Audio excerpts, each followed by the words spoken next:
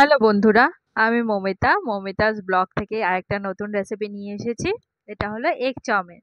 Egg চাউমিনের জন্য আমি কড়াইতে তেল গরম বসিয়ে দিয়েছি আর একটা ডিম ফাটিয়ে তেলের মধ্যে দিয়ে দিলাম।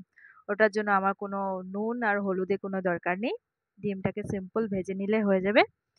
আর আরেকদিকে আমি চাউমিনগুলোকে সিদ্ধ বসিয়ে দিয়েছি, যেটা তোমাদেরকে দেখাইনি আমি।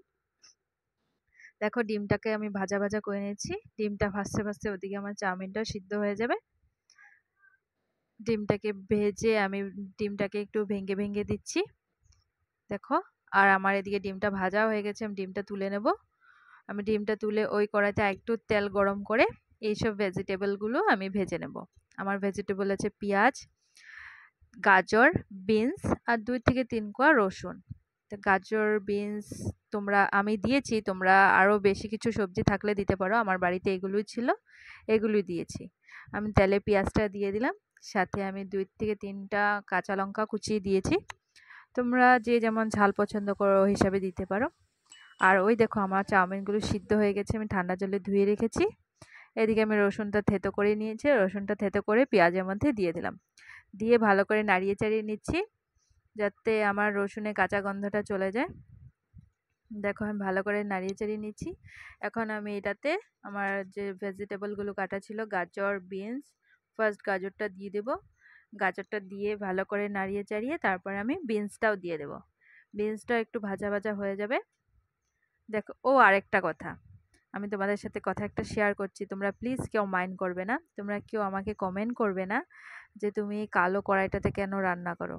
আমি না বিয়ে হয়ে এসে আমার শাশুড়ি বলেছে এই কড়াইটাতে রান্না করতে। উনি নাকি আমার বিয়ের আগের থেকে এই কড়াইটাতেই রান্না করতো। তো আমি বিয়ে হয়ে আসার পর থেকে এটাতেই রান্না করি। আর আমাদের আয়রনে কড়াইতে খাওয়া আমাদের হেলথের জন্য ভালো। তো আমার এই কড়াইটাতে রান্না করতে করতে হ্যাবিট হয়ে গেছে। আর আমি এটাতেই ভিডিও বানিয়ে ভালো মনে করি, যার জন্য এটাতে ভিডিও বানাই। তোমাদের সাথে কথা বলতে বলতে আমার ভেজিটেবলগুলো হয়ে গেছে। এখন আমি এটাতে পরিমাণ মতো নুন দিয়ে দিলাম আর কাশ্মীরি রেড চিলির গুঁড়ো দিয়ে দিলাম। আর সাথে দিয়ে দিচ্ছি আমি যে সিদ্ধ করে ধুয়ে রেখেছিলাম ঠান্ডা জল দিয়ে চাউমিনগুলো। চাউমিনটাকে দিয়ে দিচ্ছি। চাউমিনটাকে দিয়ে ভেজিটেবলের সাথে ভালো করে নাড়িয়ে চাড়িয়ে আমি এখন সসগুলো দিয়ে দেবো। ফার্স্ট দিয়ে দিচ্ছি ডার্ক সয়া সস, তারপর দিয়ে দেবো আমি রেড চিলি সস।